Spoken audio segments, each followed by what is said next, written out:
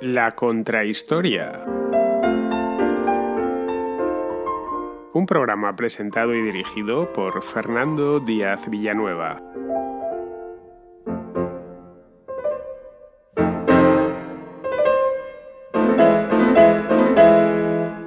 Pocos experimentos sociales han sido tan peculiares y aleccionadores como la denominada Ley Seca de Estados Unidos.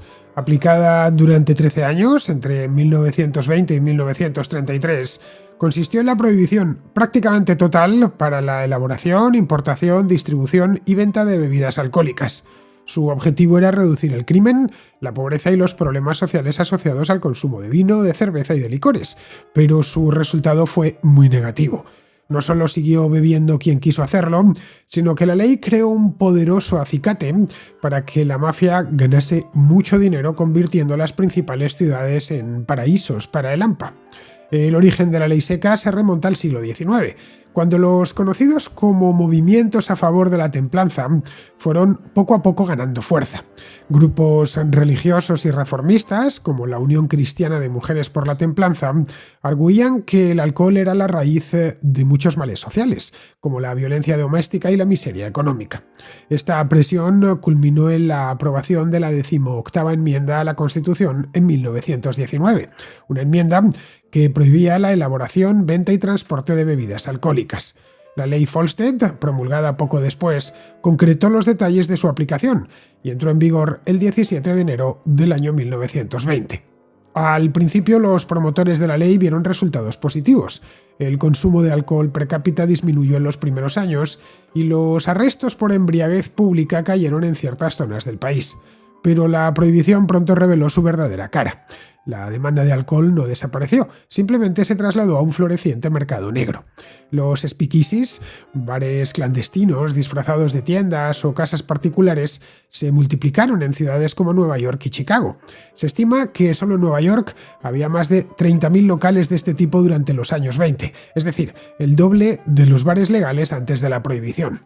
El comercio ilegal de alcohol dio paso al auge del crimen organizado. Figuras como Al Capone en Chicago aprovecharon la oportunidad y amasaron auténticas fortunas mediante el contrabando de alcohol. Las ganancias eran enormes. Capone generaba unos $60 millones al año, equivalentes a cientos de millones de dólares hoy, solo por venta de alcohol.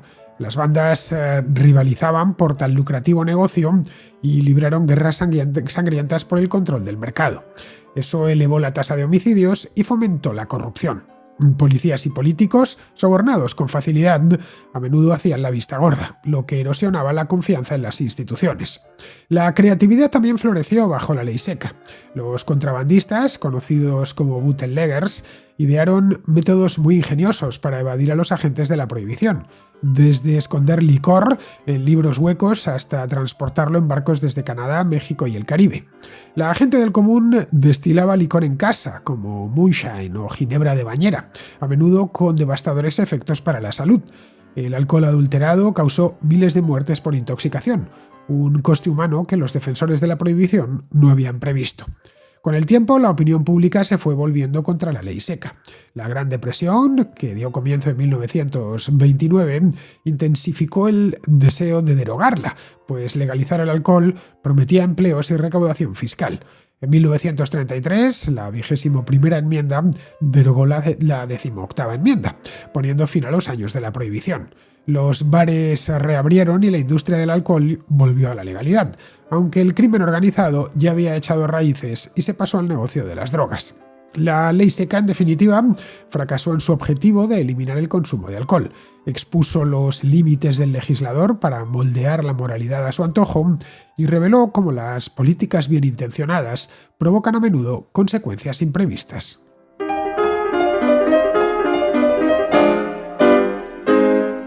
Los que conozcáis Estados Unidos sabréis que la relación que aquel país tiene con las bebidas alcohólicas es un tanto tormentosa. Lo es ahora y lo fue mucho más en el pasado. De hecho, el consumo de bebidas alcohólicas ha sido un tema polémico en Estados Unidos desde sus mismos orígenes, desde antes incluso de su nacimiento como país independiente, desde la época colonial. No debemos olvidar que los primeros colonos de Estados Unidos eran comunidades religiosas de costumbres muy estrictas, de moral muy estricta. En esas comunidades, primeras comunidades que llegaron, todas protestantes, el alcohol no estaba bien visto. Desde mediados del siglo XVII encontramos restricciones al alcohol en muchas de estas comunidades, pero en tanto que aquello era territorio británico, no podían estas comunidades prohibir la venta de alcohol a todo el mundo. Podían, dentro de sus grupos, abstenerse de beber alcohol, pero no podían prohibir la venta de alcohol en la calle o en las tabernas. En Inglaterra, la cerveza y el whisky tienen un arraigo popular muy fuerte. De hecho, los ingleses, tanto los de nuestra época como los de hace 200 o 300 años, se han sentido siempre muy orgullosos de su cerveza y los escoceses de su whisky. Así que tiene perfecta lógica que no se planteasen nunca prohibirlos. De hecho, aparte de whisky y de cerveza, a los británicos les encanta el vino y les encanta la ginebra. El vino, concretamente, tiene unas posibilidades muy limitadas de producirlo en las Islas Británicas porque llueve mucho y hace frío, pero la ginebra no. De hecho, la ginebra, que según tengo entendido es de origen holandés, arraigó muy fuerte en el Reino Unido. Esa es la razón por la que a menudo se suele pensar que la ginebra es de origen británico. Aun con todo, la London Gin, es decir, la ginebra de Londres, es una de las más famosas. Los propios monarcas británicos bebían y era común que en las fiestas cortesanas en palacio se abusase del alcohol. Londres, por lo demás, y quien dice Londres dice cualquier otra ciudad, Portsmouth, Liverpool, Manchester, cualquier ciudad de Inglaterra, estaba lleno de tabernas y la figura del borrachín, el drunkard, como lo conocen en lengua inglesa, formaba parte de la cultura popular. Por lo demás, la Iglesia anglicana emplea el vino durante la Eucaristía, por lo que el alcohol formaba parte también de la liturgia religiosa. Es decir, en ningún momento se plantearon en el Reino Unido, en Gran Bretaña, se plantearon prohibir el alcohol. En las colonias americanas la cosa cambiaba y cambiaba de manera sustancial. Había anglicanos, claro está, pero también había católicos en la colonia de Maryland, que se llama así precisamente porque fue creada por católicos ingleses, pero también había muchos disidentes religiosos, gente que había cruzado el Atlántico con la intención de fundar sus propias comunidades, es decir, precisamente para eso, para poder construir su ciudad sobre la colina, su comunidad perfecta, sin distracciones y sin que las autoridades inglesas les molestasen. Pero no podían, como decía antes, prohibir la venta o la elaboración de bebidas alcohólicas, ya que estas comunidades carecían de ese poder. No tenían capacidad legislativa y mucho menos a efectos coloniales. Como mucho podían organizar la vida en su propia comunidad y poquito más allá. Seguían, por muy disidentes que fueran, seguían siendo súbditos del rey de Inglaterra y estaban, por lo tanto, obligados a aceptar sus normas.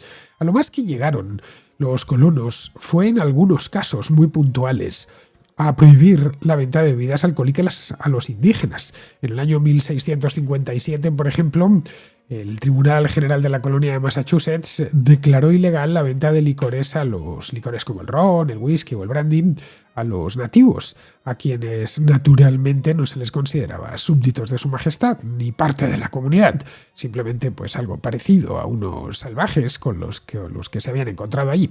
En las comunidades de Nueva Inglaterra, lo normal eran los controles sociales dentro de las propias comunidades. Es decir, que si la comunidad era muy estricta con estos temas, pues los miembros de la comunidad evitaban beber. La embriaguez, por supuesto, era condenada, estaba muy castigada dentro de esa comunidad, pero se la condenaba como un abuso de un don dado por Dios. La bebida en sí no era culpable el vino o el whisky o la ginebra, del mismo modo que la comida no tenía culpa alguna del pecado de la glotonería. Lo condenable era el exceso en su ingesta, es decir, no era quizá probar el alcohol, sino embriagarse, es decir, emborracharse. Poco después de que Estados Unidos ya obtuviese su independencia a finales del siglo XVIII, se produjo de hecho una rebelión a cuenta del whisky en Pensilvania, en la colonia de Pensilvania o el recién nacido estado de Pensilvania, en protesta por unos impuestos que el propio estado había puesto al whisky.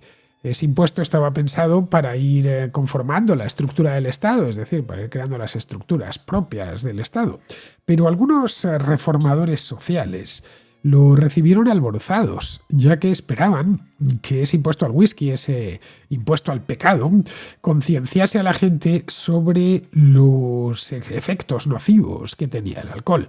El impuesto al whisky de Pensilvania, de cualquier manera, no duró mucho. Tan pronto como llegó Thomas Jefferson a la presidencia, se abolió en Pensilvania y allá donde lo habían creado.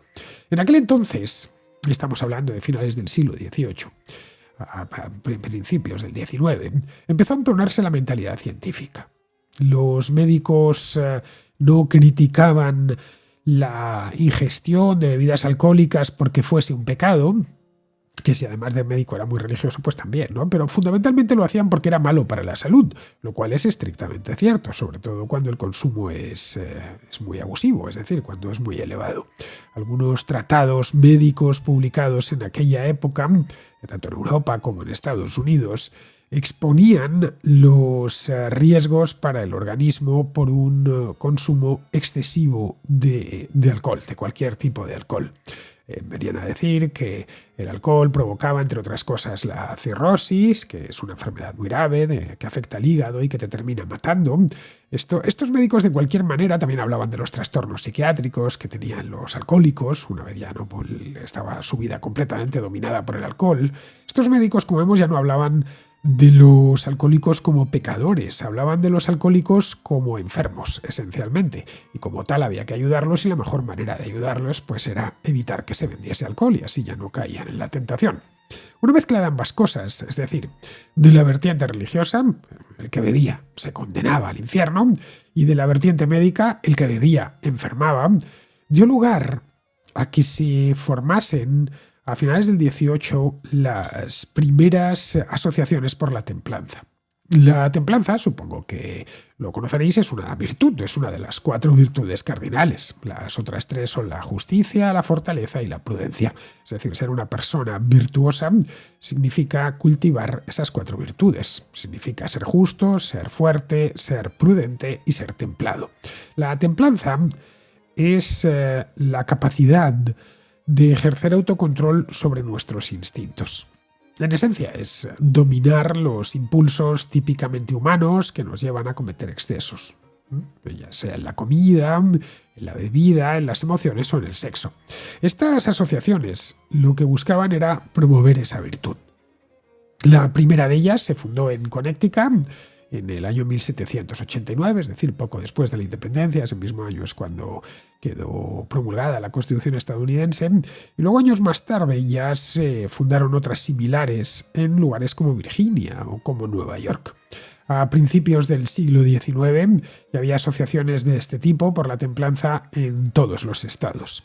Estas asociaciones fueron en origen, desde la primera en Connecticut, eran asociaciones rurales, formadas por campesinos, por lo general religiosos, que llevaban una vida muy ordenada y que querían cultivar estas 4 virtudes, y entre ellas también la de la templanza. En las ciudades estas asociaciones eran poco comunes. Estaban formadas básicamente por mujeres piadosas, que veían que el alcohol era una amenaza para sus propios hogares, ya que si al marido le daba por beber, y en ocasiones ocurría, pues toda la familia se iba al traste, porque el marido empezaba a no ir a trabajar o a trabajar peor, se moría antes porque si abusaba mucho del alcohol pues desarrollaba una cirrosis o tenía un accidente. Vamos, que eran muchas las familias de borrachines, de drunkards, que terminaban arruinadas por completo. De hecho, si miramos la propaganda que hacían estas asociaciones por la templanza, siempre aparece una madre con unos hijos completamente desconsolada que ha tenido que vender la casa porque el marido le terminó matando el alcohol. Estas asociaciones dieron lugar a la Sociedad Americana por la Templanza. Es decir, se fueron juntando todas, viendo que tenían los mismos intereses y concluyendo que a escala nacional lo podrían hacer mucho mejor. Esta Sociedad Americana por la Templanza se fundó en el año 1826 y ya sirvió de base para todos los movimientos que vendrían después. En 1835, es decir, 9 años después, la asociación tenía ya 1,5 millones de miembros por todo el país y las mujeres constituían en torno al 60% de los asociados. Eran más de la mitad, pero no solo eso, sino que ese porcentaje era con diferencia el más activista.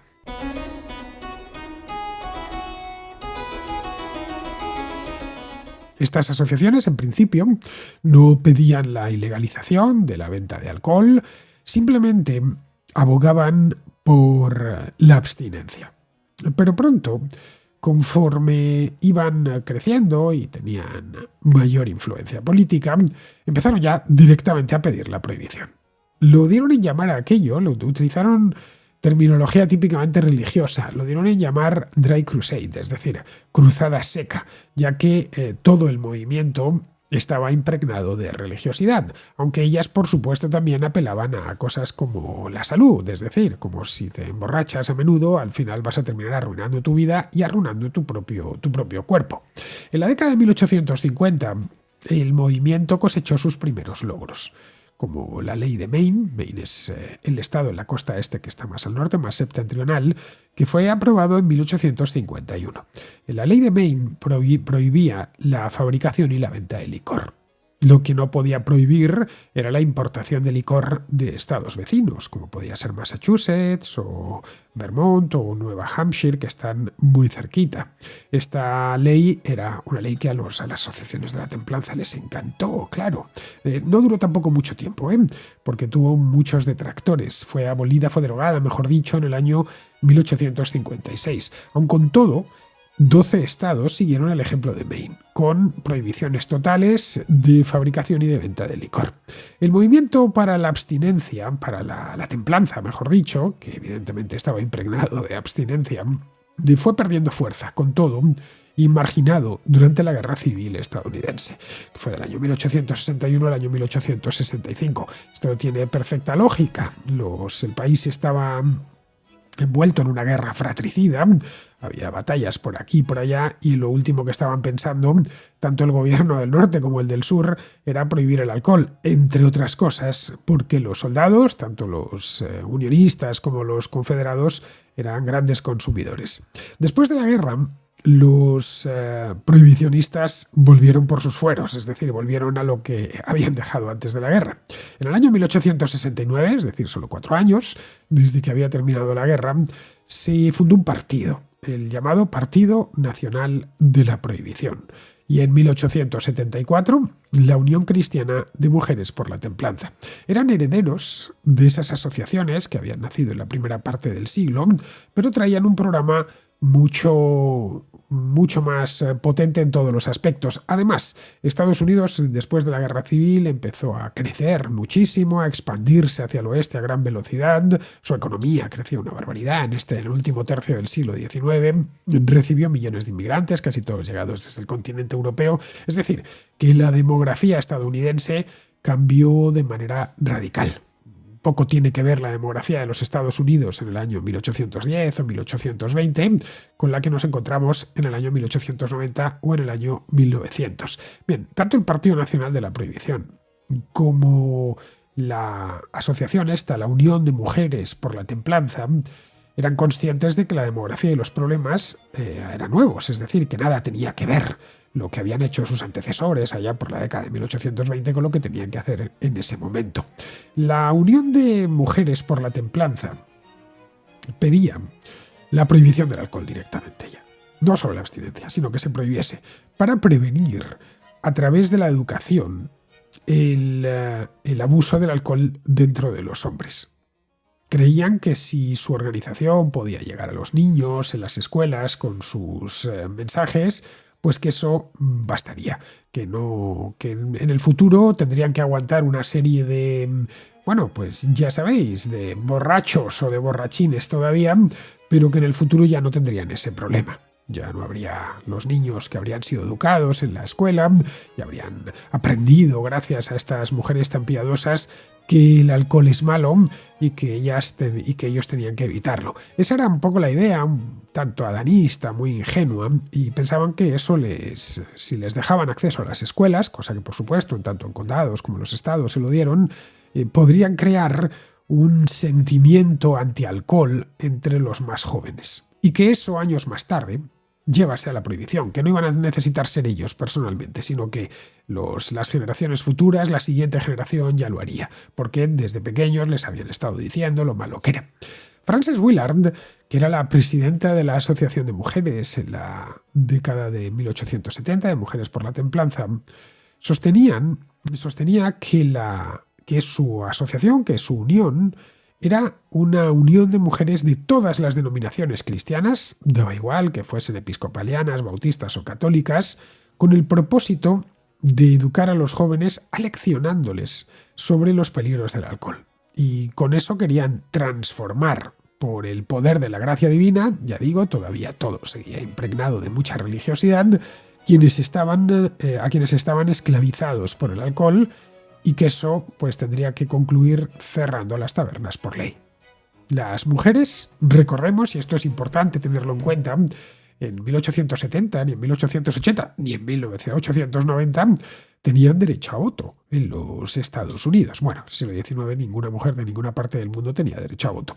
La cuestión es que como no tenían derecho a voto, gente como Frances Willard y otras que se encargaron de otras activistas de la templanza utilizaron este tema como una vía para ingresar en la vida pública y promover ya de paso otras reformas que estaban muy interesadas, como la reforma penitenciaria para suavizar el trato en las cárceles o mejorar las leyes laborales.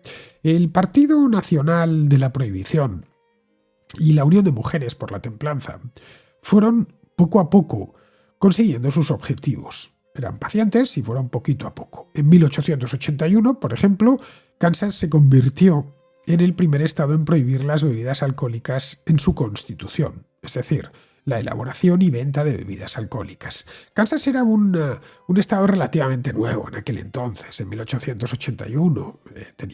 Como estado tenía solo 20 años, se había incorporado a la Unión en 1861 y la población que tenía cuando se incorporó a la Unión en 1861 era poco numerosa, pero crecía rápidamente, eso sí.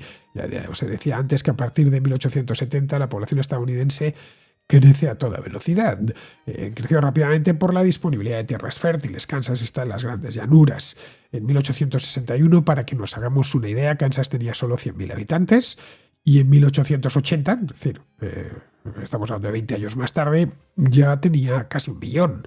Al estar lejos y básicamente poblada por gente del este, gente que había venido de la costa este y inmigrantes europeos, la prohibición en Kansas no se respetaba. Fue un poco un brindis al sol aquello. El Estado, que estaba recién creado y tenía una administración aún pequeña, tampoco tenía forma de hacer cumplir la ley. Aparecieron entonces activistas, viendo que no lo podía hacer cumplir la policía del Estado, pues las activistas por la templanza decidieron hacer el trabajo ellas. Una activista en Kansas que se hizo muy famosa, una mujer llamada Carrie Nation, que entraba en las cantinas, regañaba a los clientes y rompía las botellas de whisky con un hacha con la que entraba dentro de la cantina. Nation sirvió de inspiración a otras muchas activistas que iban por las cantinas de Kansas abroncando a los clientes. Algunas incluso, en lugar de ir con el hacha, lo que hacían era entraban varias y se ponían a rezar en grupo. Claro, eso a los clientes no les gustaba nada. Iban a la cantina a charlar, a beber, a divertirse, a contar chistes, no a escuchar a unas señoras rezar, así que eso expulsaba a los clientes en el acto. Tras el ejemplo de Kansas, otros estados, especialmente los del sur, que es donde esta religiosidad evangélica estaba más difundida, se animaron y empezaron a promulgar leyes secas, más o menos duras. Por lo general, empezaban haciéndolo algunos condados, y eso iba subiendo poco a poco hasta el Parlamento estatal. Los cantineros y los elaboradores de bebidas alcohólicas lo que trataban de hacer era defenderse, llevando el caso a los tribunales. Pero por lo general, estos mismos tribunales daban la razón a las prohibicionistas. Los jueces solían ser conservadores y a menudo gente religiosa, especialmente en el sur. Así que lo que hacían era fallar a favor de las leyes que prohibían la venta y la elaboración. En muchos casos, estos mismos jueces eran ellos mismos o sus mujeres activistas por la templanza.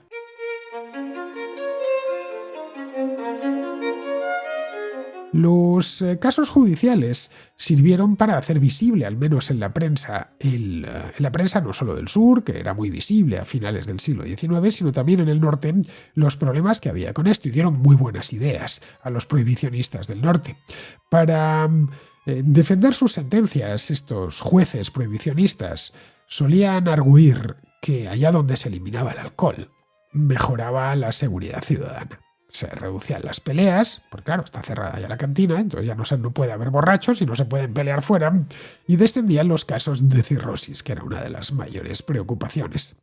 El problema, de cualquier modo, no era tanto los estados agrícolas del sur, en los que las ciudades siempre eran pequeñas y estaban volcadas en el campo, como las zonas industriales del norte y del noreste y de los grandes lagos.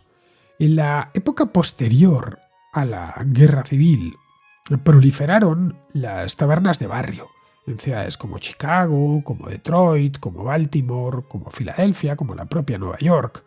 A estos bares lo que hacían los trabajadores era acudir, los trabajadores industriales acudían después de realizar su jornada, para charlar de manera desenfadada mientras bebían cerveza, mientras compartían una cerveza o unos licores. La industria cervecera, de hecho, participó de forma muy activa en la apertura de bares para crear una base de consumidores. Las tabernas lo que hacían era vincularse directamente con una cervecera, con una marca en concreto, con una empresa en concreto, una elaboradora, y ya solo podía vender de eso tenía un contrato de exclusión, ya no podía vender ninguna otra. Y esto les permitía obtener esa cerveza a un precio rebajado. De hecho, era común que en estas tabernas la comida fuese muy barata o en algunos casos directamente gratis, y solo se cobraba la cerveza. La comida, naturalmente, estaba condimentada con muchísima sal para provocar la sed y que así se vendiese más cerveza. Este modelo de negocio de la cervecera, que llega a un acuerdo con el del bar para que solo venda su cerveza, pues es algo que empezó a hacerse entonces, pero como bien sabéis, se sigue haciendo en nuestros días. Estas cantinas urbanas, que crecieron como setas durante el último tercio del siglo XIX, eran lugares de esparcimiento, en cierta medida clubes sociales, donde se hablaba de todo y se hablaba también mucho de política. Y eso empezó a interesar a los políticos. Tenían en ciudades grandes del norte y de los Grandes Lagos, tenían un montón de gente, miles, cientos de miles de personas por las tardes, al cerrar las fábricas, al salir del turno, que se daban cita ahí, eran hombres jóvenes, todos, por supuesto, con derecho a voto, y hablaban de política. Era un lugar perfecto para influir en la opinión pública. A finales de siglo, la hostilidad hacia esas tabernas, que en el inglés de Estados Unidos se las conocía como saloons, y su influencia política se fue generalizando. Apareció entonces otra asociación que llegó a tener mucha importancia en los años siguientes, llamada la Anti-Saloon League, o podríamos traducirlo como la Liga Anticantinas, que fue reemplazando al Partido Nacional de la Prohibición y a la Unión Cristiana de Mujeres por la Templanza como el actor más influyente a favor de la prohibición. La Liga Anticantinas no andaba ya con medias tintas, se focalizó en la prohibición directamente, mientras que las otras dos, aparte de pedirla, se habían ido difuminando, es decir, difuminando en sus objetivos, se habían ido desviando de su objetivo principal, o por lo menos su objetivo inicial. Empezaron, como os decía antes, a abogar por otras causas, como las reformas penitenciarias, reformas sociales de manera más general, reformas para el trabajo infantil, el sufragio femenino es donde empezó, y claro, eso les quitaba energía de luchar para lo que habían nacido, es decir, para prohibir la venta de alcohol. Los prohibicionistas, que estaban cada vez mejor organizados, fueron ganando fuerza. Y como en todo en este movimiento, fueron ganando fuerza poco a poco. Especialmente en los lugares a los que llegaban emigrantes del norte de Europa. Porque en esto del prohibicionismo había un fuerte componente cultural, más del que nos imaginamos. La prohibición la apoyaban una serie de denominaciones protestantes, conocidas como Dry. A finales del siglo XIX ya a los que querían prohibir el alcohol se les llamaba Dry, es decir, secos. Entre estas denominaciones estaban los metodistas, los bautistas, los presbiterianos, los congregacionalistas, los cuáqueros, los luteranos escandinavos también. Para estos grupos, las cantinas, los saloons, eran una suerte de pozo de corrupción moral. Les apoyaban otras asociaciones, con cierta vinculación religiosa o sin vinculación religiosa. Había, por ejemplo, una que se llamaba la Cruzada de la Templanza. Luego había otra que se llamaba el Departamento de Instrucción Científica para la Templanza. Es decir, cada uno iba o atacaba a la venta de alcohol desde lo que os decía al principio del programa, desde el lado religioso o desde el lado científico, el lado médico. Frente a ellos, ¿quiénes estaban? Porque al principio solo estaban los prohibicionistas, solo estaban los dries. Lo normal era que la gente bebiese alcohol y por lo tanto no había partido en eso. La gente, y el que no lo bebía porque no lo quería hacerlo, pero no quería prohibírselo a los demás. Claro, empezaron a adquirir un nombre. Se les empezó a llamar wets, es decir, húmedos o mojados. Y los wets estaban compuestos por una serie de denominaciones protestantes, como los episcopalianos, los anglicanos o los luteranos alemanes, que a diferencia de los escandinavos sí eran favorables a que se pudiese vender alcohol, y sobre todo por los católicos. Para estos últimos, el alcohol era fundamental en la consagración. Es decir, la Eucaristía sin alcohol, pues ni es Eucaristía ni es nada, sin alcohol, sin vino, exactamente. Y luego, además, en el caso de los católicos, para muchos inmigrantes que venían de Europa, de ciertas zonas de Europa, el alcohol formaba parte del vino, concretamente formaba parte integral de su cultura. Buena parte de los católicos estadounidenses de finales del siglo XIX o eran irlandeses o eran italianos. Los primeros tenían, como cualquier británico, tenían la cerveza como uno de sus símbolos, en el caso de los irlandeses la cerveza negra o la cerveza roja, como un símbolo de identidad, mientras que para los italianos, pues ese símbolo identitario era el vino.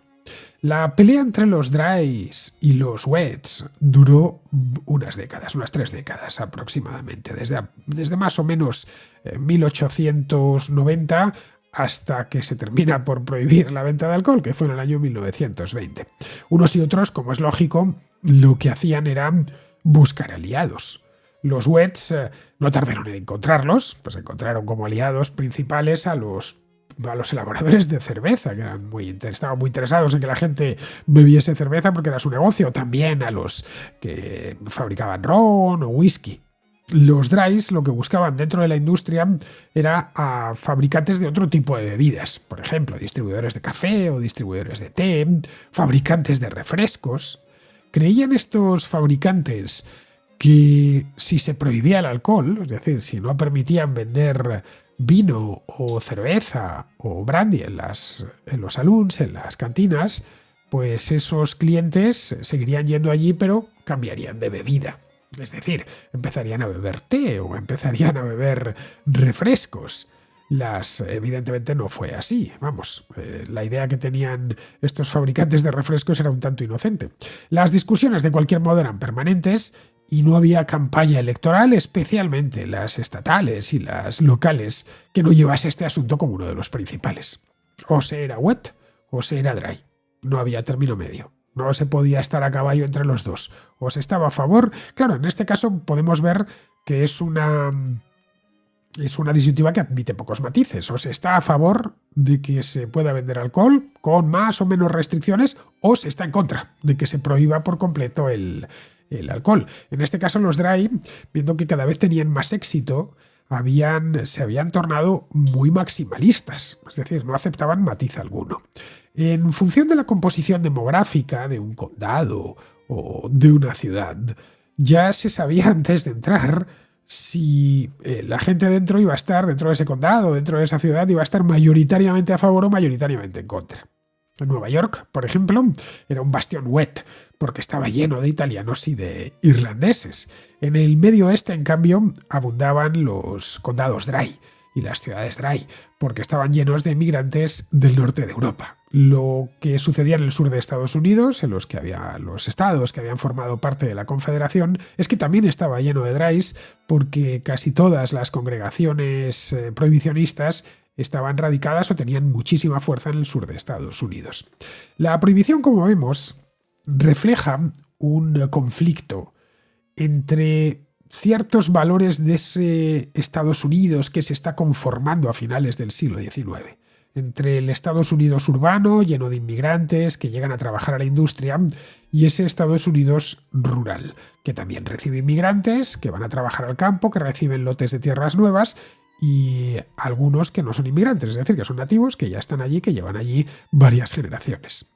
Dada la afluencia masiva de inmigrantes a las ciudades, los prohibicionistas lo que hicieron fue asociar en el imaginario colectivo la cantidad de inmigrantes que había en estas ciudades con el crimen, que también había ascendido.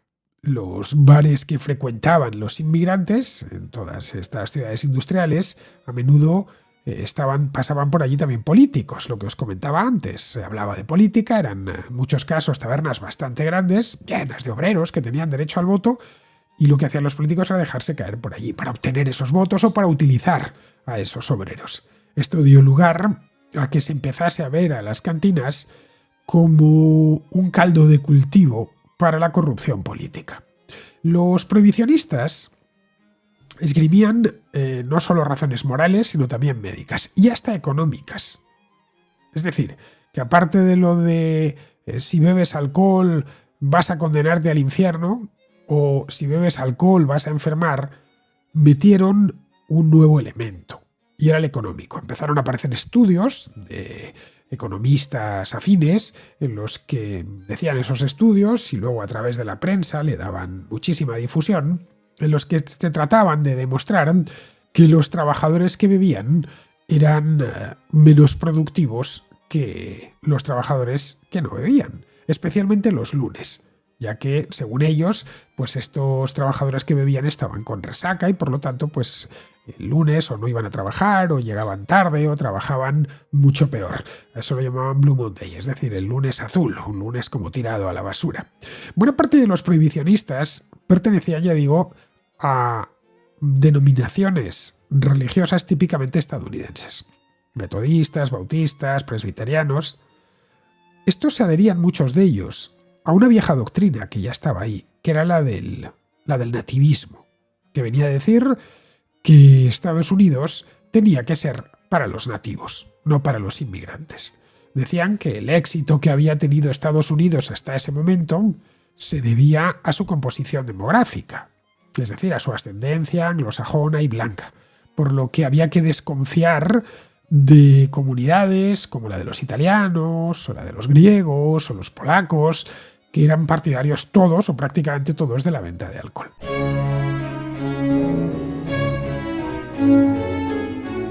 Los prohibicionistas eran muchísimo más activos, así que fueron poco a poco consiguiendo algunas conquistas reales, reales y legales.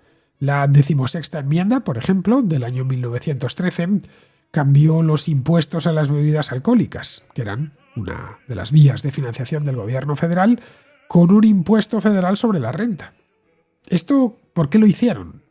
Porque así quitaban uno de los mejores argumentos del partido wet, del partido mojado, de los partidarios de que se vendiese alcohol. Ellos solían decir en los artículos de prensa y en los mítines que en el caso de que se prohibiese el alcohol, el gobierno federal, la administración federal, tendría problemas de financiación, es decir, se quedaría sin recursos.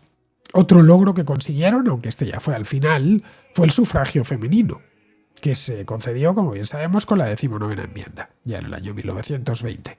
Las mujeres, como os decía antes, tendían a apoyar la prohibición mucho más que los hombres.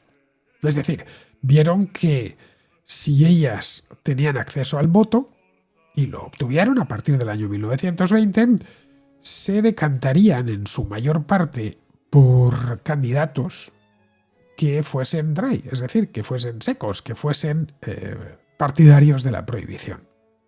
En las elecciones presidenciales del año 1916 se presentaba un demócrata llamado Woodrow Wilson, que terminó ganándolas, y un republicano llamado Charles Evans Hughes, que decidieron entre ambos ignorar y no pelearse por esta cuestión, que estaba en 1916 al máximo, estaba en rojo, no se hablaba de otra cosa en la prensa. ¿Por qué? Pues porque la guerra había estallado en Europa y había cosas más urgentes, y porque sabían que entre sus votantes había tanto dries como wets, dependiendo del lugar geográfico, de la edad, etcétera, de la comunidad étnica a la que perteneciesen, y no querían liarlo, no querían meterse en problemas con algunos segmentos de su propio electorado. Tras las elecciones, el Congreso lo que alumbró fue se celebraron, como siempre, ya sabéis, una parte de las legislativas, elecciones al Congreso y después las elecciones presidenciales. Bien, pues lo que se puede ver es que la mayor parte de los congresistas, es decir, senadores y representantes, eran favorables a que se vendiese alcohol, eran wets. Había concretamente 278 partidarios de poder vender alcohol frente a solo 126 prohibicionistas. Con la entrada en la guerra de Estados Unidos, esto fue el 17 de abril de 1917, los germanoamericanos, que era una de las comunidades, tanto protestantes como católicos, más refractarias a la prohibición, fueron marginados. Empezó a sospecharse de ellos. Y, por supuesto, todas sus protestas ignoradas. Esta es la época en la que muchos hijos o los propios que habían llegado desde Alemania en las décadas anteriores empiezan incluso a cambiarse los apellidos para tratar de tapar como sea su origen alemán. Luego, además, surgió una nueva justificación para prohibir la venta de alcohol. En esto, ambos partidos trataban continuamente de buscar elementos que añadir a su causa. En este caso, viendo que a partir del 17 Estados Unidos ya estaba en guerra, empezaron a decir que beber alcohol era un desperdicio y que iba contra los intereses del país. Que el hecho mismo de producir bebidas alcohólicas detraía recursos valiosos que se podían emplear en la guerra. Si la eliminaban, pues permitiría que más recursos, especialmente el grano, que se utiliza para hacer, por ejemplo, el whisky o para hacer el vodka o para hacer la cerveza, pues podrían utilizarse para el esfuerzo bélico.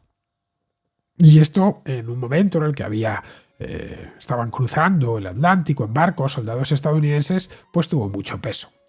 La primera ley de prohibición total llegó en el Medio Oeste. Os decía antes que el Medio Oeste, especialmente por su composición étnica, quitando las ciudades, tenía cierta propensión a ser prohibicionista.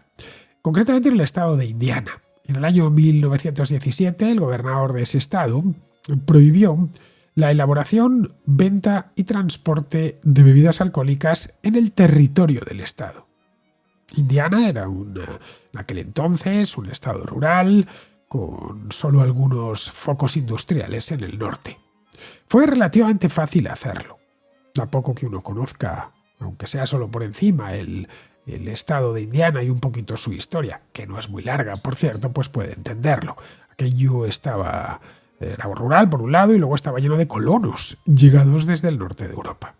A partir de ahí ya todo fue muy rápido. La ley de Indiana era una ley bastante dura, porque como os decía, prohibía la elaboración, no se podía fabricar ni elaborar ni cerveza ni licores de ningún tipo dentro del estado de Indiana, no se podía vender y no se podía transportar.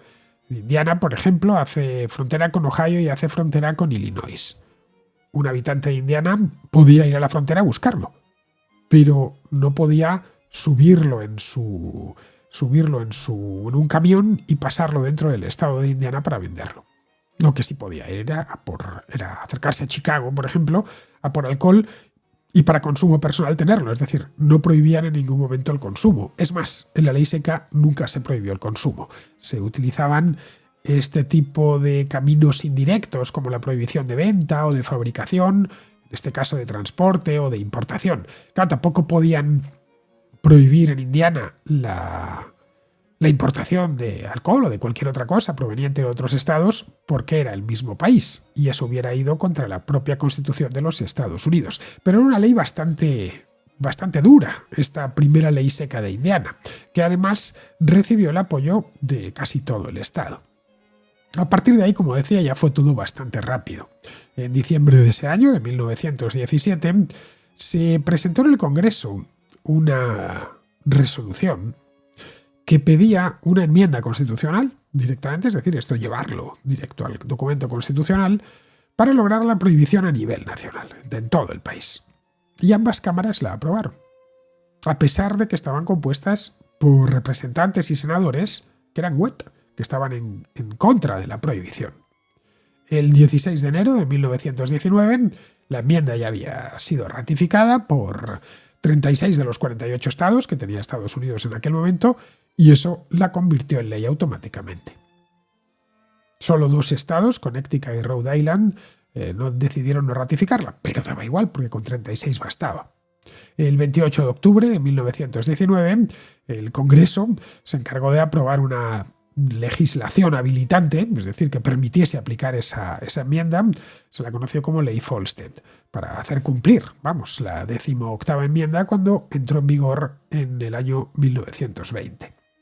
Una de las preguntas que se han hecho desde hace un siglo los historiadores es por qué un Congreso claramente wet, y os he dado los números, votó a favor de la prohibición. La razón hay que ir a buscarla seguramente a la superioridad moral. Los prohibicionistas se sentían morales superiormente a sus adversarios, o moralmente superiores, de una manera clara, y su activismo además era ubicuo. Es decir, aunque había una pelea continua, estaban mucho más presentes los activistas de la prohibición. Estaban mejor organizados en asociaciones, estaban seguramente mejor financiados, aunque fuese una financiación desde abajo. Sus diputados en Washington también eran grandes activistas. Vamos, que en cierta medida lo llegaron a poner de moda. Y esto los congresistas lo sabían. Muchos de ellos bebían alcohol y les parecía una cosa a la mar de natural, pero les habían creado un complejo de culpa. Algo similar a lo que, salvando las distancias naturalmente, sucede en nuestra época con ciertas legislaciones medioambientales. Los mismos políticos que viajan en jet privados y tienen 3 automóviles en propiedad y viven en casas a las afueras muy grandes que necesitan mucha calefacción para calentarlas en invierno, es decir, que no son demasiado sostenibles, luego votan a favor de leyes que en principio van en contra de sus propios intereses, pero que consideran moralmente superiores. Algo de esto debió suceder hace 100 años con ese Congreso que votó a favor de la 18ª enmienda. La prohibición comenzó el 17 de enero del año 1920. Momento en el que, como os decía antes, entró en vigor la ley Volstead. La 18ª enmienda no servía para nada si no había una ley que explicaba cómo aplicar aquello. Se asignaron en principio un total de 1.520 agentes de policía que estaban ya dentro de un cuerpo conocido popularmente como agentes de la prohibición federal, para hacer cumplir la ley. Los partidarios de la enmienda pronto se convencieron de que eso ya iba a ser para siempre y que Estados Unidos iba a ser el primer país no del mundo, pero sí de Occidente, en acabar con el consumo de alcohol. Uno de los creadores de la 18ª enmienda, un senador llamado Morris Shepard, bromeó diciendo que estaba tan convencido de que eso nunca se derogaría, que dijo que existía la misma probabilidad de derogar la 18ª enmienda que la de que un colibrí volase al planeta Marte con el monumento a Washington atado a la cola. Ya sabéis que el colibrí es un pajarito muy pequeño y además, evidentemente, no puede viajar a Marte. Estaban 100% convencidos que iba a funcionar y que unos años más tarde todos los estadounidenses, incluyendo los Wets, por supuesto, iban a darles las gracias. A los Wets solo les quedó el recurso al pataleo. Aparecieron algunos chistes, algunas canciones, mientras muchos de ellos trataban de seguir bebiendo saltándose la ley. La prohibición total no la aceptaban muchos médicos, ya que los médicos de la época recetaban a menudo alcohol con fines terapéuticos. Hoy nos puede sonar chocante, pero era así. El Congreso celebró una serie de audiencias, ya en el año 1921, sobre el valor medicinal que podían tener los licores o la cerveza o el vino. Luego, posteriormente, asociaciones de médicos, colegios de médicos de todo el país presionaron para que se derogara la prohibición parcialmente, al menos en lo que se refería a lo que ellos denominaron licores medicinales. Lo consiguieron, ¿eh? Y para muchos de ellos, esto de poder recetar licor se convirtió en un negocio. Podían extender recetas, por ejemplo, de whisky terapéutico. Unos 15.000 médicos y 57.000 farmacéuticos recibieron licencias, tuvieron que pedirlas y pasar un proceso y recibieron unas licencias para recetar o vender alcohol medicinal, en el caso de los farmacéuticos. En la década de 1920 se extendieron unas 11 millones de recetas alcohólicas cada año, no durante toda la década, cada año.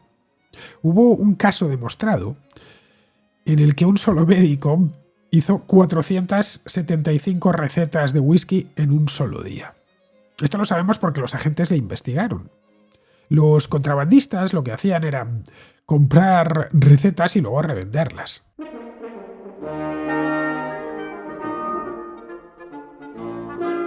En 1931, 400 farmacéuticos y 1.000 médicos fueron detenidos por la policía por vender recetas a los contrabandistas. Pero para entonces, estamos hablando ya del 31, la ley estaba en vigor, llevaba 11 años en vigor y ya pocos creían en ella. La ley estaba muy acabada, la oposición a la ley era generalizada y el juez, sabiendo que aquello le quedaba poco, solo les condenó a pagar, y ni siquiera a todos ellos, a unos cuantos, a los que habían pillado más con las manos en la masa, a pagar una multa casi simbólica de $50. La venta de alcohol a través de farmacias, de hecho, se convirtió en un secreto a voces, todo el mundo lo sabía. Bueno, de hecho, esto se conserva no ya en las películas actuales hechas, sino en las de la época. El Gran Gatsby, por ejemplo, se menciona esto de comprar en las farmacias, comprar alcohol. De hecho, hay un pasodoble español muy famoso, que le encantaba a mi abuela, por cierto, de Conchita Piquer, en el que cuenta, se llama En tierra extraña, seguramente muchos de vosotros lo conoceréis. En este pasodoble, que está muy bien, es un pasodoble muy bonito, en el que cuenta cómo la propia Conchita Piquer pasó una Nochebuena en Nueva York junto a otros españoles a los que había invitado a su casa a cenar y que quería, claro, brindar con vino español para celebrar la Nochebuena, y pagó a precio de oro una receta para comprarlo en la farmacia. Este pasodoble lo he ido a mirar porque no lo sabía exactamente de cuándo era.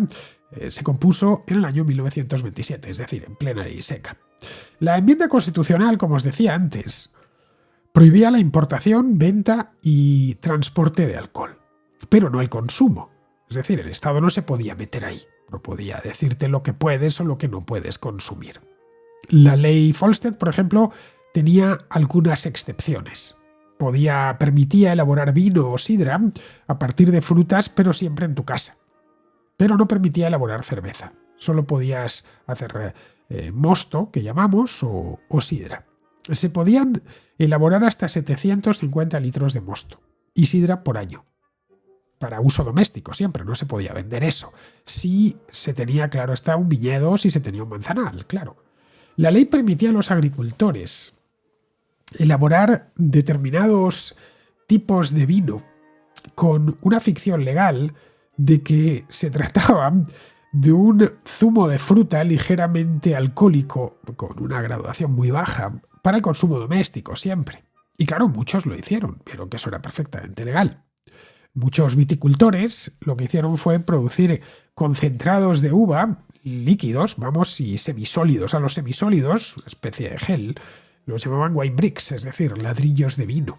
La demanda de que tuvieran estos ladrillos de vino fue tan alta que los que cultivaban uva en el estado de California aumentaron sus tierras de cultivo un 700% durante los primeros años de la prohibición. El concentrado de uva se podía vender, no había problema. Tenía muy poquito alcohol y se podía vender. Pero según la ley Volstead, tenían que incorporar una advertencia escrita a cada uno de los ladrillos. La advertencia escrita decía lo siguiente: Después de disolver el ladrillo en un galón de agua, no coloque el líquido en una jarra en el armario durante 20 días, porque entonces se convertirá en vino. Vamos, que les estaban diciendo a los clientes exactamente lo que tenían que hacer para poder beber vino. Otro de los apartados de la ley Volstead era el vino de misa, claro. La ley permitía, tenía de nuevo una excepción, que la venta de vino sacramental a sacerdotes, pero siempre muy controlado y en pequeñas cantidades. Para los judíos, que también emplean vino en algunas festividades, se hizo lo mismo. Los agentes sabían perfectamente que el sistema estaba lleno de agujeros y que se abusaba de las excepciones, pero claro, no les quedaba otro remedio que tragar. La etiqueta que tenían que poner en los ladrillos de vino, pues era exactamente lo que decía la ley, a pesar de que cualquiera que la leyese parecía una hoja de instrucciones. Luego, respecto al vino de misa, pues tampoco querían dar el espectáculo de tener que allanar una iglesia católica y de tener a un sacerdote o a un rabino en la sinagoga. Eso hubiese molestado mucho a los parroquianos, claro, ya que implicaba allanar lugares sagrados. Al margen de las excepciones, muchos lo que hicieron fue almacenar vinos y licores para su consumo personal. Antes de como ya se sabía que se iba a prohibir, pues a lo largo del año 1919. Antes de que se volviese ilegal vender alcohol en enero de 1920. Como el alcohol era legal en los países vecinos, es decir, en México, en Canadá, del propio Caribe, las destilerías de estos países se especializaron en producir producto para Estados Unidos. Nunca hicieron tanto negocio las destilerías canadienses o mexicanas como durante la ley seca, ya que, aparte de que había muchos estadounidenses que cruzaban la frontera, dependiendo de dónde viviesen, pues los californianos bajaban a México, los tejanos, los que vivían en Nueva Inglaterra o en los Grandes Lagos, pues cruzaban a Canadá, iban los propios estadounidenses allá a emborracharse, o directamente se introducían, se vendían en el mercado negro y se introducían en Estados Unidos de contrabando. El río Detroit, que forma parte de la frontera entre Estados Unidos y Canadá, era dificilísimo de controlar. Estaba aquello lleno de traficantes de whisky y de ron que lo traían desde Windsor, en el lado canadiense. El Caribe era otro de los frentes. Cuando el gobierno estadounidense se quejó ante los británicos de que la policía de Nassau era la capital de las Bahamas, y las Bahamas todavía eran una colonia inglesa, estaba permitiendo de manera clara el contrabando de licor, el gobernador británico se negó a intervenir. Lo ignoró por completo a los policías americanos que le fueron a visitar. Bueno, Winston Churchill, que en aquel entonces, en 1921, era el secretario de Estado para las colonias, se oponía abiertamente a la ley seca, le parecía un disparate. Llegó a decir que aquello de la prohibición era una afrenta a toda la historia de la humanidad. En fin, ya sabemos que Winston Churchill era muy aficionado al whisky. Se asignó a 3 agencias federales la tarea de hacer cumplir la ley Volstead. La Oficina de Aplicación de la Ley de la Guardia Costera, para vigilar que no entrase alcohol ni por los Grandes Lagos ni sobre todo por el Caribe. La Oficina de la Prohibición, que estaba dentro del Servicio de Impuestos Internos, del IRS, que eso dependía del Tesoro. Y la Oficina de la Prohibición del Departamento de Justicia. Es decir, había realmente 3 tipos de agentes de la prohibición, en función de para quién trabajasen. Pero nunca eran suficientes, y además sabía que se corrompían con facilidad. Los propios agentes lo veían, que aquello no tenía mucho sentido. Aquella ley recaía solo sobre la clase media y la clase baja. Los ricos seguían bebiendo sin problemas en su casa, ya que contaban con espacio en sus mansiones para haber acumulado todo el vino o todo el licor que quisiesen antes de la entrada en vigor de la ley. La gente con dinero, de hecho, como os decía antes, había comprado inventarios enteros de mayoristas, de licores y de las propias cantinas. El presidente Woodrow Wilson, bajo cuyo mandato se había hecho todo esto, al terminar su mandato como presidente se llevó sus botellas a su casa particular en Washington, D.C. Su sucesor, que era Warren Harding, hizo el movimiento inverso. Tan pronto como se tuvo que ir a vivir a Washington, pues trasladó su propia bodega, que era de grandes dimensiones, desde su mansión de Ohio hasta la Casa Blanca. Y además no lo ocultó. Él no estaba cometiendo ninguna ilegalidad, claro, no había comprado ese alcohol, bueno, lo había comprado antes de que entrase en vigor la ley seca. Claro, quien no tenía esa posibilidad, esto solo se lo podían permitir los ricos, pues tenía que destilar alcohol en casa, la venta de pequeños alambiques caseros se disparó, o tirar del contrabando directamente.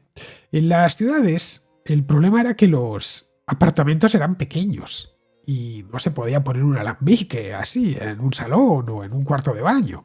Así que esos estaban condenados al contrabando, aunque había gente que colocaba los alambiques en pequeños apartamentos de las ciudades. En los primeros 6 meses de prohibición, en 1920, el gobierno federal abrió más de 7.000 casos por violaciones de la ley Volstead. En el primer año completo, que fue en 1921, el número de casos por violación de la ley aumentó a casi 30.000 infracciones. Y, por supuesto, crecería muchísimo más en los siguientes 13 años. Los destilados y la cerveza ilegal se vendían en bares clandestinos, que se conocían como speakeasies, es decir, el hablar fácil, ¿no? Speakeasy. Algunas ciudades como Nueva York o Chicago estaban llenísimas de ese tipo de locales. El público de los speakeasies solía ser mixto, lo cual ya de por sí constituía toda una novedad. Las cantinas anteriores a la prohibición eran en su mayoría establecimientos dirigidos a los hombres. Estas uniones de mujeres por la templanza, lo que les preocupaba era que sus maridos estaban en la cantina emborrachándose. Estaban de hecho llenos de las tabernas de antes de la prohibición, estaban solo dirigidas a un público masculino. Luego, tras la prohibición, ya las mujeres en este aspecto se independizaron y se pudo ver ya a partir de los años 30 como había en los bares, había tanto hombres como mujeres. Antes de la prohibición, las mujeres que bebían en público, que bebían bebidas alcohólicas en público, en saloons o en tabernas, pues especialmente fuera de ciertas ciudades grandes, Chicago, Nueva York, etc., eran consideradas pues las perdidas, unas inmorales o directamente prostitutas. Bueno, en el caso de los speakeasies, a fin de cuentas, todos allí estaban haciendo algo ilegal.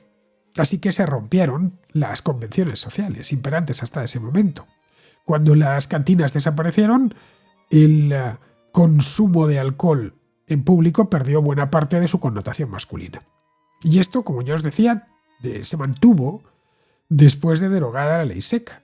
Los fabricantes vieron además que había un nuevo nicho de mercado, el de las mujeres, a las que hasta ese momento pues no habían atendido.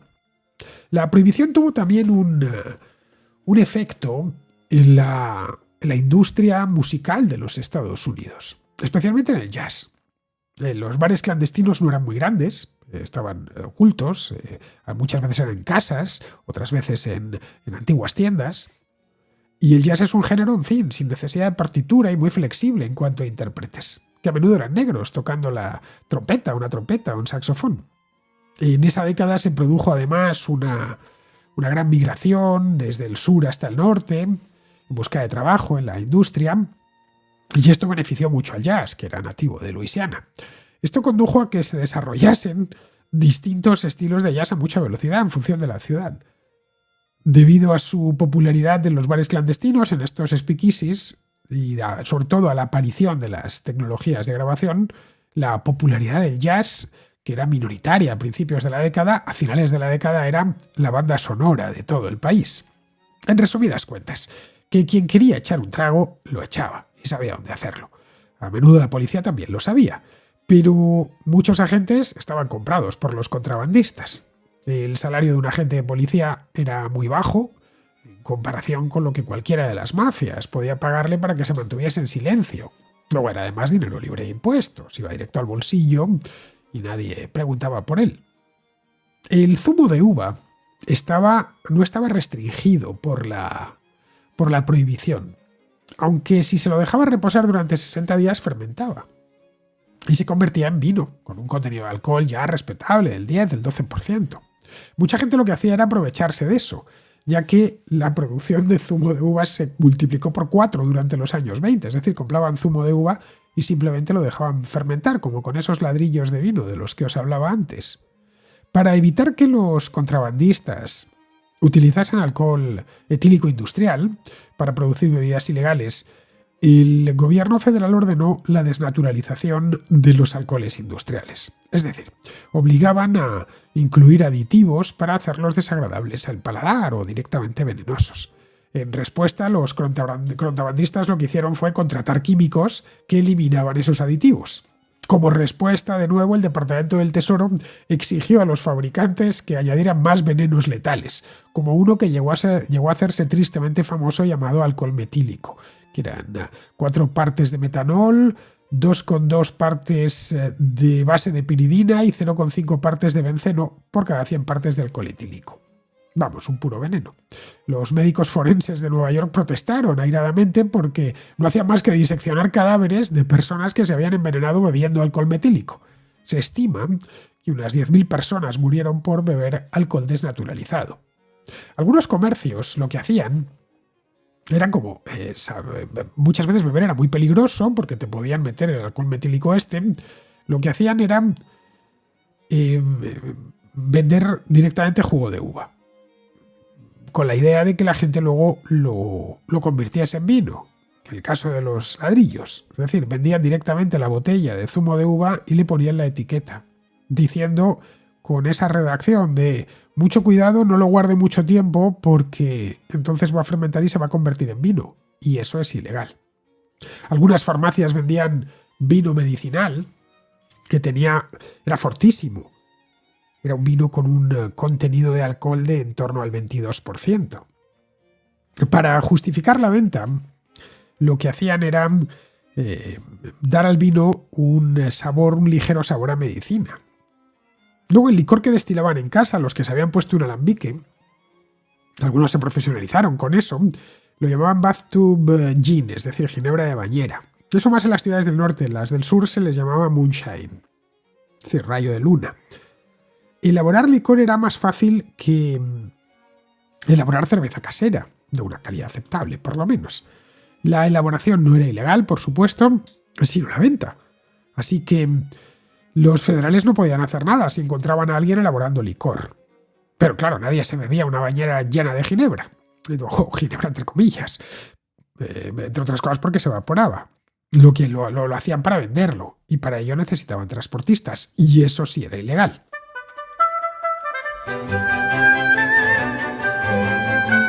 Ahí los contrabandistas estuvieron muy ágiles. Lo que hacían era modificar sus automóviles y camiones, mejorando las prestaciones de estos vehículos para que fuesen más rápidos. La industria del automóvil también contribuyó. El motor V8, por ejemplo, se inventó para ellos, para que pudiesen escapar de la policía. A estos vehículos se les conocía como moonshine runners, es decir, corredores de moonshine o corredores de aguardiente. Los fabricantes, por lo demás, lo que hacían era proveerse de una serie de materias primas, pero claro, las materias primas eran legales. Lo ilegal, y también era legal elaborarlo, lo ilegal era venderlo. Vamos, que estaba lleno de agujeros, como os decía antes. Algunos grandes contrabandistas, como George Cassidy, les terminaron atrapando. Pero era casi peor cada vez que atrapaban a uno, porque si atrapaban a uno, el contrabandista se ponía a hablar a la prensa y entonces contaba cosas inconvenientes. Cassidy pidió audiencia con el Congreso en el año ya 1930 y les contó con todo lujo de detalles cómo había contrabandeado con alcohol durante 10 años. Tras ello escribió varios artículos en el Washington Post en los que decía que el 80% de los congresistas bebían alcohol de forma habitual. Para entonces la ley seca, ya estamos hablando del año 30, estaba muy desprestigiada. En el norte estaba muy contestada, tanto por demócratas como por republicanos. En las elecciones de 1932, casi todo el Congreso estaba a favor de abolir la ley Volstead, que en mala hora habían aprobado 10 años antes o 12 años antes. Y bueno, la ley Volstead y por supuesto la 18ª enmienda. Luego la opinión pública estaba mayoritariamente en contra. Bebiesen o no bebiesen. Muchos que no bebían también estaban en contra porque habían visto sus efectos. Sabían que la prohibición no había hecho disminuir el crimen. Todo lo contrario. Había alimentado la creación de sindicatos del crimen poderosísimos, con mucho dinero y bien armados. Conforme la prohibición se volvía más impopular, especialmente en las zonas urbanas, su derogación ya se esperaba con entusiasmo. Los dries fueron los que empezaron a esconderse, y eran ahora los wets quienes llevaban la voz cantante en el activismo. La realidad además les echaba una mano. Nunca antes se había visto tanto crimen en las ciudades como en los años 20, y eso se debía obviamente a la ley seca. El crimen organizado en Chicago se triplicó durante la prohibición. A ver, las mafias ya existían, no eran una cosa nueva, pero se dedicaban a otras actividades más de nicho, ¿no? Como la prostitución, el juego, los atracos a sucursales bancarias. Desde 1920 la ley les entregó un negocio fantástico, muy lucrativo, que era a menudo violento, claro, que era el del alcohol. La prohibición lo que hizo fue proporcionar una base financiera fantástica para que pequeñas mafias de barrio creciesen como la espuma y desafiasen abiertamente a la policía. Es decir, que a pesar de que los prohibicionistas creían que la prohibición del alcohol reduciría la delincuencia, la realidad fue la contraria, fue que la ley Volstead provocó tasas de delincuencia mucho más altas de las que había antes de la prohibición. Y sobre todo, que se crease un mercado negro inmenso, dominado por organizaciones criminales que llegaron a ser grandísimas y poderosísimas. A ver, no es que toda la delincuencia se debiese a la ley seca, obviamente, pero la ley seca entregó a las mafias un producto muy demandado, como es el vino, como es la cerveza. Los partidarios de acabar con la 18ª enmienda acusaban a la ley seca de que la criminalidad había aumentado, pero además recordaban a los políticos que los estadounidenses seguían bebiendo, pero que ellos no veían un centavo en impuestos. La prohibición había creado un mercado negro que competía directamente con la economía formal, que a partir de 1920 se empezó a ver muy presionada por la Gran Depresión de 1929. Los gobiernos, tanto los estatales como el gobierno federal, necesitaban urgentemente los ingresos fiscales que habrían generado las ventas de alcohol. La prohibición y esta estimación se hizo después. Bueno, se hizo el último año de la prohibición. Había causado la pérdida de 225 millones de dólares al año que se dejaron de recaudar solo en licores. A eso habría que sumar el vino y la cerveza, claro está. Los partidarios de la prohibición, de hecho, habían esperado en su momento que el no poder vender vino o cerveza o licor repercutiría en que otras bebidas, los refrescos, el té, el café, se venderían más. Y que esos productos también tenían impuestos, pero no fue así. En 1930, el comisionado de la prohibición estimó que en 1919, es decir, el año anterior a la promulgación de la ley Volstead, el bebedor estadounidense gastaba $17 al año en bebidas alcohólicas. En 1930, ese año, el año que hizo esta estimación, como la ley había reducido tanto la oferta, el gasto había aumentado a $35 al año, porque beber en un speakeasy era más caro que beber en una taberna legal. Ojo, no hubo inflación apenas en ese periodo, ¿eh? El resultado, pues, fue una industria ilegal de bebidas que, según calculaba este hombre, había generado un promedio de 3.000 millones de dólares al año en ingresos que no tributaban. La prohibición provocó además el cierre de más de 200 destilerías, de 1.000 cervecerías y de más de 170.000 cantinas repartidas por todo el país, que al cerrar pues dejaron de pagar impuestos. Y luego estaba el coste mismo de hacer cumplir la ley Volstead, que fue en aumento conforme avanzaba la década. Los agentes de la prohibición costaron 6 millones de dólares en 1921 y en 1930 ya eran 13 millones y medio de dólares. Eso era lo que costaba mantener aquello y aún así no llegaban ni a rascar la superficie. En las elecciones presidenciales del 32, ya en plena depresión económica, Franklin Delano Roosevelt ya prometía abiertamente la derogación de la 18ª enmienda. Y eso mismo sucedió al año siguiente. La prohibición se derogó en 1933.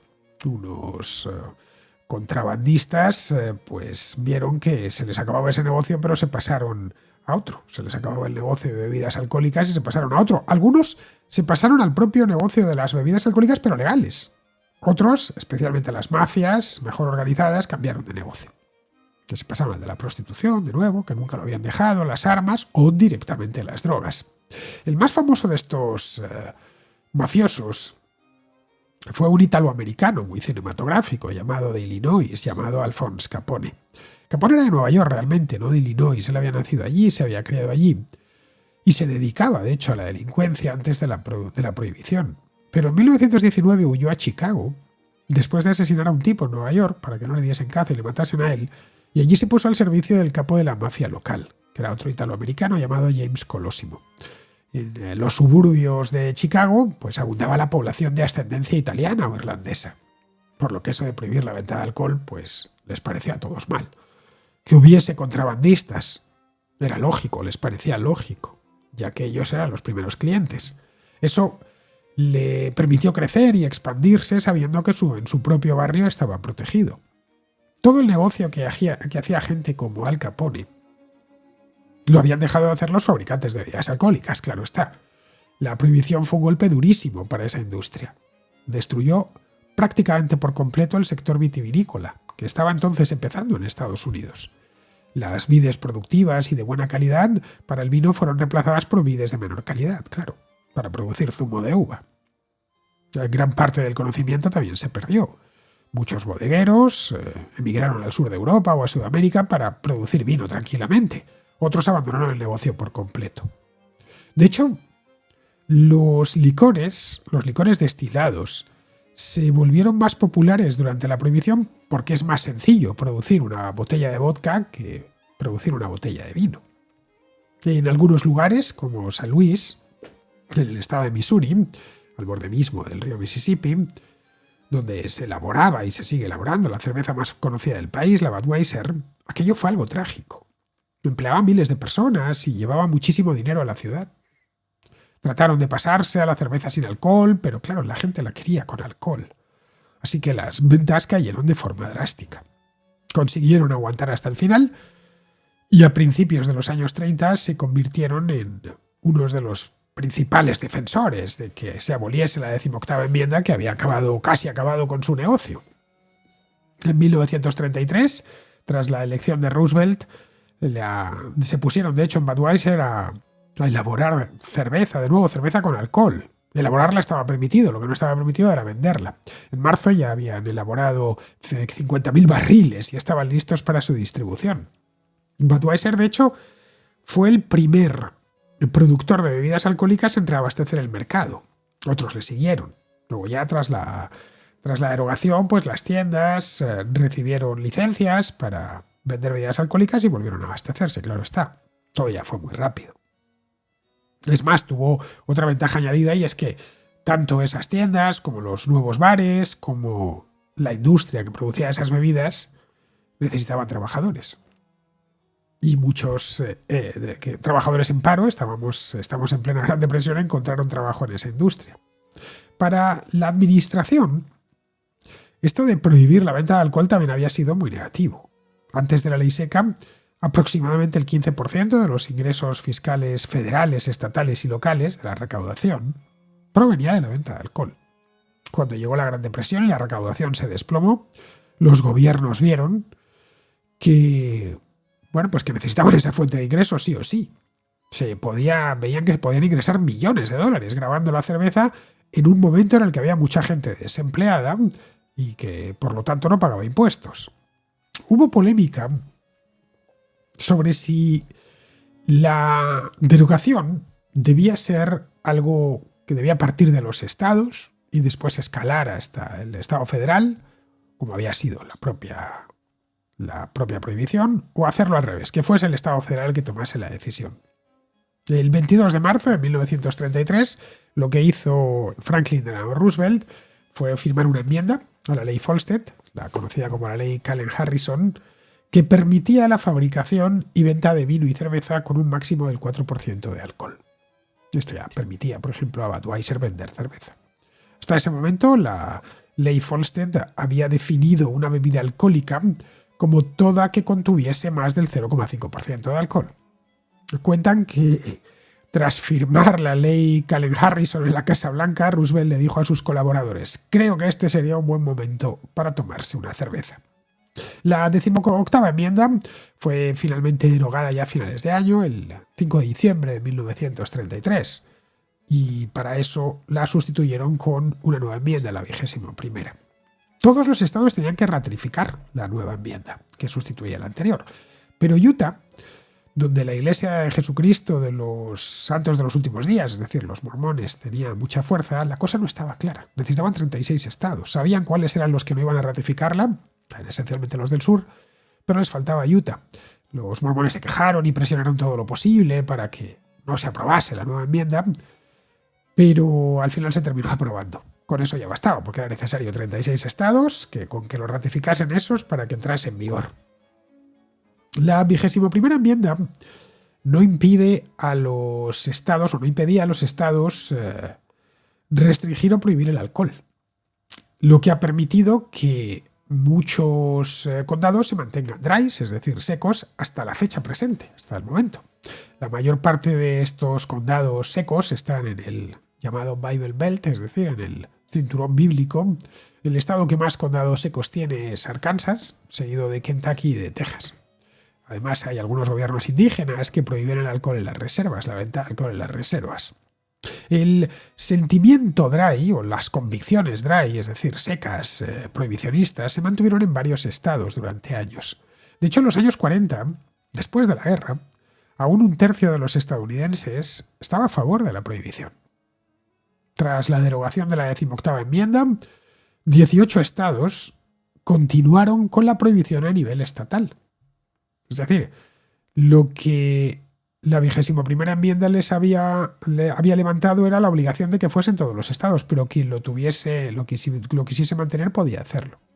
Fueron, eso sí, todos retirándose. El último estado fue Mississippi, que le puso fin a esto en el año 1966. Aún hoy se siguen realizando encuestas que preguntan por esto mismo, y en torno a una quinta parte de los estadounidenses de nuestro tiempo estoy hablando, creen que debería ser ilegal vender alcohol. El 20% de los estadounidenses que querrían volver a la ley seca viven casi todos en el sur del país. Como hemos visto, la prohibición fue impulsada por esas denominaciones evangélicas del sur de los Estados Unidos, una región dominada por este protestantismo evangélico, que es muy conservador, con una asistencia muy alta a las misas dominicales. Y esto tiene sus orígenes en el siglo XIX. No hay que olvidarlo. Los famosos despertares, los avivamientos religiosos, que fue sobre todo el segundo y el tercer despertar, que fue a mediados y a finales del siglo XIX, que fue lo que dejó listo este escenario entre protestantismo, para crear ese vínculo entre protestantismo evangélico y prohibición del consumo de alcohol, o de la venta de alcohol. No olvidemos, o el aborrecimiento del alcohol. No olvidemos que la Biblia en ningún momento prohíbe el consumo de alcohol. De ninguna manera. Jesús convirtió el agua en vino en las bodas de Caná. Pero estos evangélicos no les movían razones teológicas, sino prácticas. Estaban convencidos de que el alcohol, como os contaba al principio, era la principal causa de la mayor parte de los problemas sociales. Tras entrar en vigor la ley Volstead, los pastores protestantes, os lo decía antes, mostraban un optimismo desbordante. Les decían a sus fieles que había llegado el momento, que pronto los barrios bajos serían solo un recuerdo, que no harían falta prisiones ni correccionales porque los delitos desaparecerían. No fue así porque hicieron un análisis equivocado, en el que no incluyeron la naturaleza humana, que si hubiesen sido católicos sabrían que tiene propensión al pecado.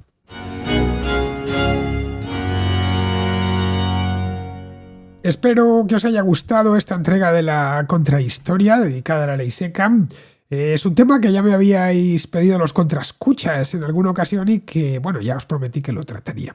La ley seca es una historia, como veis, muy interesante, tanto por el experimento en sí mismo como por lo extrapolable que es a nuestro mundo. A pesar de que han pasado 100 años desde entonces. Bien, vamos ahora con el contrasello, donde esperan los contraescuchas con sus dudas y reflexiones históricas. El contrasello.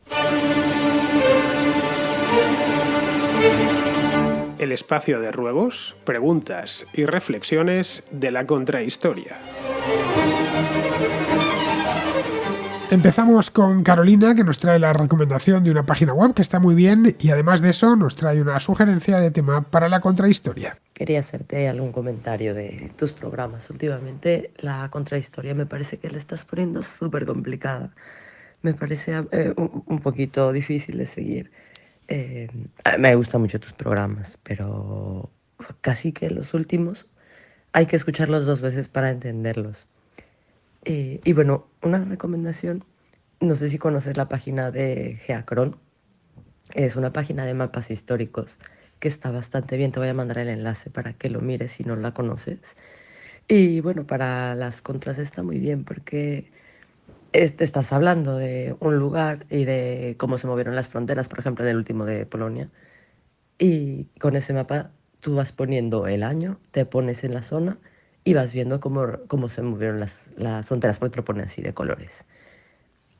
Y bueno, aparte, otra cosa, quería proponerte o pedirte un tema para la contrahistoria o un programa de estos cortos. Hiciste un par de programas de los árabes y otro de judíos, y creo que no tienes ninguno de gitanos. No sé si te lo has considerado o si crees que de como para el tema para un programa y que hablarás de la historia de los gitanos. Y bueno, eso es todo. Un saludo. Pues mira, Carolina, Geacron es una página que ya conocía desde hace tiempo. Es algo muy simple, ¿eh? Se trata de un mapa mundi en el que los autores pues, han ido dibujando las fronteras políticas de distintas partes del mundo, pues creo que hasta el año 3000 antes de Cristo, una cosa así. Como es lógico, durante buena parte de la historia pues no había nada parecido a fronteras políticas. Y luego ya a partir del siglo XVII y XVIII es cuando se empieza a esbozar las fronteras en todo el planeta. Pero no es hasta los siglos XIX y XX, cuando podemos ver que hasta el último rincón de la Tierra está dentro de un estado. Es una aplicación práctica, eso sí, para ciertos lugares del mundo, como Extremo Oriente, que no son tan conocidos en Europa o en América, lo que son las fronteras de Europa y cómo han ido evolucionando. Bueno, a lo largo de la historia más o menos me lo conozco de memoria. El mapamundi, eso sí, se puede acercar o alejar porque tiene una herramienta de zoom para entender la evolución de fronteras complicadas, como la de los principados europeos durante buena parte de la historia. Es francamente útil. Pero vamos, muy recomendado, aunque solo sea como pura curiosidad. La dirección web es geacron.com y lo tenéis disponible en varios idiomas, entre ellos el español. Y luego, respecto a la historia de los gitanos, pues la verdad es que nunca me he planteado hacer una contrahistoria de los gitanos y de hecho eres la primera persona, Carolina, que me la pide. Mi conocimiento de la historia de los gitanos es muy pequeño, casi te diría que nulo, por lo que antes tendría que sentarme a leer e informarme un poco. En cuanto a lo que comentas de que mis programas son cada vez más complicados, pues a ver, no lo sé, yo trato de hacerlos muy didácticos y me esfuerzo mucho en que sean comprensibles y, en fin, lo que sí son es algo más largos desde hace ya unos años. A ver, no sé si recordarás que al principio algunos temas los partía en 2 o incluso 3 capítulos. El problema que tenía aquello era que las segundas y las terceras entregas, esas no digamos ya, se escuchaban mucho menos. Así que decidí que siempre que fuese posible, no siempre es posible, pero siempre que fuese posible, decidí concentrar todo en un solo capítulo. Eso sí, haciéndolo más largo. El de hoy, pues lo estás escuchando, vamos, se nos ha ido a hora y media. Recuerda que las primeras contrahistorias pues duraban 40-45 minutos. Vamos, que con respecto al origen de la contrahistoria ya por 2016, digamos que ha duplicado su duración de promedio. Bien, vamos ahora con Jesús, que tiene una pregunta de historia-ficción. La pregunta creo que nos la hemos hecho todos alguna vez y es ¿qué sistema de gobierno, qué sistema político hubiéramos tenido en España de haber ganado la República la Guerra Civil? Fernando, disculpa que te lo mande en un mensaje de voz aparte, pero me surge una pregunta que me gustaría que me tratases de responder y es, nunca me la había planteado, la verdad. Si los republicanos hubiesen ganado la guerra, al ser comunistas estos y haber, digamos, purgado a los anarquistas, ¿qué sistema de gobierno hubiese regido España de ganar la república? ¿Una república o el comunismo y Rusia hubiesen hecho que fuese un sistema más parecido al de Rusia? Nunca me lo había planteado, pero me ha dado por pensar que en cómo hubiese sido España en ese caso, porque todo el mundo piensa, yo creo, inocentemente, que hubiese sido algo parecido a una democracia moderna o algo así, y creo que tú sabes, un historiador pues tiene una idea mucho más precisa de qué condiciones sociales y qué tipo de sistema político hubiésemos tenido. Esa es una duda que me ha surgido y que me encantaría que me pudieses aclarar. Venga, un saludo y gracias por el programa. Pues es un tema muy interesante, Jesús, no te lo niego, pero extremadamente especulativo. A ver, no voy a hacer una contrahistoria sobre esto porque la contrahistoria es contrahistoria, no es contrahistoria ficción. No, más a mí no me gusta nada la contrahistoria ficción, ya os lo he contado en más de una ocasión. A ver, cuando termina la guerra civil, el bando republicano estaba en manos de los comunistas, así que era previsible que en el caso de haberla ganado la República, pues esos comunistas hubieran tenido una importancia capital en la nueva República que emergería tras la guerra, que sería muy distinta, obviamente, a la del año 31. Pero claro, eso es como no decir nada, porque la guerra civil terminó en abril del 39 y en septiembre de ese año empezó la Segunda Guerra Mundial. España, como bien sabemos, no participó en esa guerra mundial, se mantuvo neutral o no beligerante, dependiendo del momento, pero con cierta propensión a apoyar a las potencias centrales, ya que Hitler simpatizaba con Mussolini, también con Hitler, Franco, con Hitler y con Mussolini, que le habían ayudado en la guerra civil. De cualquier modo, nunca dio el paso de declarar la guerra al Reino Unido o a Estados Unidos, porque en el caso de que lo hubiera hecho, pues hubiese perdido la guerra y el régimen de Franco hubiera desaparecido, como le sucedió a los regímenes de Italia o de Alemania. La pregunta es, si hubiese ganado la República la guerra en abril del 39, ¿qué hubiese pasado si Hitler en 1940, al llegar a la frontera española, después de invadir Francia, se hubiese encontrado con los republicanos al otro lado del Bidasoa? ¿Hubiese seguido hacia el sur? Pues ahora yo creo que es poco probable, porque España es un país muy grande y muy montañoso, invadirlo no es sencillo, ni siquiera para el ejército alemán de 1940. Además no se despachaba en España ningún asunto estratégico de primer orden, se hubiesen atascado seguramente. Lo que es posible es que Hitler hubiese maniobrado todo lo que hubiese estado en su mano junto a Mussolini para cambiar el gobierno español, claro, y entregárselo a los sublevados del 36 que acababan de perder la guerra. Y ahí de nada hubiera servido una declaración de neutralidad, porque ya que los Países Bajos o Bélgica, que eran neutrales, Hitler los metió en la guerra. Y a otros tantos, vamos. En eso no solo hubiera presión en Alemania, también Italia, que entró en la guerra en junio de 1940. Franco pudo evitar la entrada en la guerra o poner condiciones inasumibles para Hitler porque había ganado él mismo la guerra. Cierto es que con una ayuda muy generosa por parte de alemanes e italianos, pero la había ganado él. En el caso de que los alemanes le hubieran entregado el gobierno a él o a uno de sus hombres en 1940, tras la campaña de Francia, ya hubiera sido distinto. Luego, a partir de ahí, los alemanes hubieran podido poner condiciones. Y, por supuesto, una de ellas hubiera sido meter de lleno a España en la guerra. A partir de aquí, como ves, se abre un abanico de posibilidades casi infinito. Desde que el gobierno impuesto por los alemanes no se decidiese a entrar en la guerra, a que lo hiciese y luego España fuese ocupada por los aliados, al estar tan al occidente europeo. La península ibérica la habrían liberado los estadounidenses, no los rusos, no los soviéticos. Eso hubiese determinado la liberación, hubiese determinado el gobierno español después del 45, eso sin duda.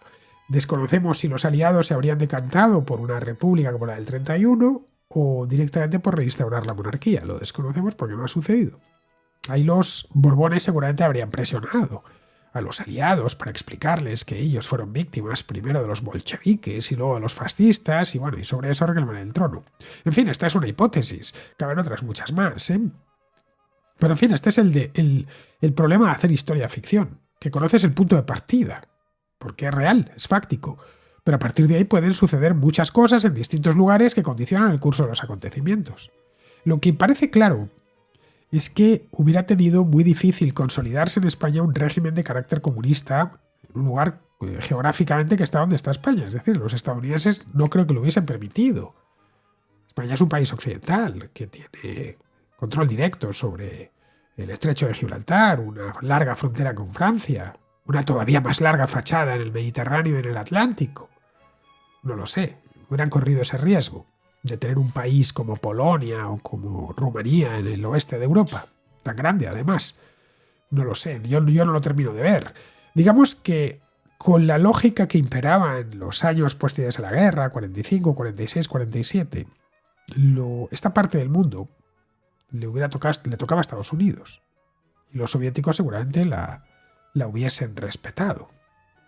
Así que lo más probable es que España hubiera salido de la Segunda Guerra Mundial, pues como una república al estilo de la del 31, o quizá como una monarquía similar a la que tenemos actualmente. Nos hubiéramos ahorrado el franquismo en esos dos escenarios, pero seguramente no nos hubiéramos ahorrado la Segunda Guerra Mundial, en la que España, pues como te he dicho antes, seguramente hubiese participado. Muy bien, queridos, pues hasta aquí llega la contrahistoria de hoy. Está sobre la ley seca, espero que os haya gustado. Y yo, entre tanto, me despido de todos vosotros. Hasta la próxima contrahistoria.